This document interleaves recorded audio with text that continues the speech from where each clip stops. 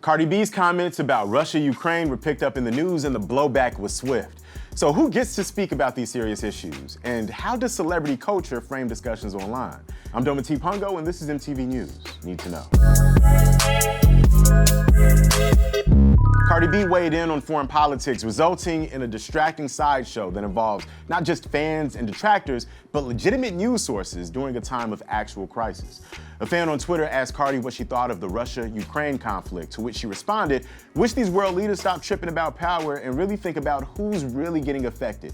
Citizens. Besides, the whole world is in a crisis. War, sanctions, invasions should be the last thing these leaders should worry about." This question came after Russian President Vladimir Putin ordered troops into 2 regions of Ukraine.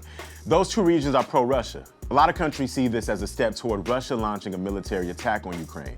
And President Biden responded by placing sanctions on Russia and the nation's wealthy elite. It's a complex situation to say the least, and it's something that people around the world are processing in various ways, and Cardi just happens to be one of them. She followed up her tweet with a video driving home the fact that she is less concerned with geopolitics and more concerned with the well-being of civilians. I actually want to say a lot of things, but I'm just going to mind my business because sometimes I feel like I have such a big platform that if I don't say the right things, I might get killed. But I'm really not on NATO's side. I'm really not in Russian side. I'm actually in the citizen side because at the end of the day, the world is having a crisis right now. It's a humanitarian take, but that's not what made headlines.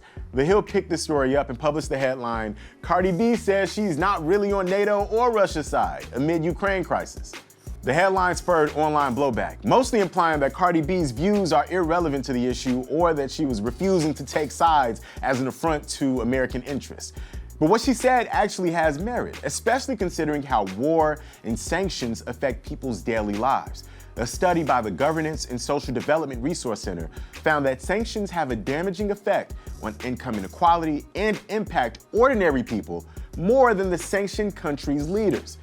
And the negative impact the sanctions have on economic growth affect women, minority communities, and other marginalized groups to a greater extent. A lot of marginalized groups know this, so her take isn't new, and it shouldn't even be controversial.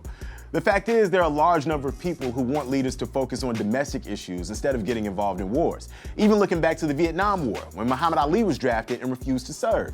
He famously said, "Why should they ask me to put on a uniform and go 10,000 miles from home and drop bombs and bullets on brown people in Vietnam, while so-called Negro people in Louisville are treated like dogs and denied simple human rights? No, I'm not going 10,000 miles from home to help murder and burn another poor nation, simply to continue the domination of white slave masters of the darker people the world over." Like Ali, Cardi B seems to be shifting focus from those who wield power to those who are at the mercy of it. So why is it so common for people to assume pop culture figures, especially black and brown ones like Cardi B, won't have intelligent opinions? And as problematic as that is, why do we care about these folks' opinions so much that they seem to be mistaken for experts? Regardless, Cardi B's opinion is informed. Her viral GQ interview from 2018 showed off her knowledge of the US government. She scored interviews with Democratic candidates Bernie Sanders and Joe Biden and had real conversations about real issues, from police brutality to the economy. While she's not a governmental professional, she has a huge platform, and people with this level of influence have the potential to raise awareness with their followers. But when we get information from people online, we as viewers need to seek out more context from experts who can give us that deeper dive into the issue. Listen, there's always room to value the informed perspectives of diverse voters, even famous ones who don't subscribe to respectability politics. But we also need to make sure we aren't trivializing a serious situation by falling for clickbait. I'm Dometi Pongo, and that's what you need to know.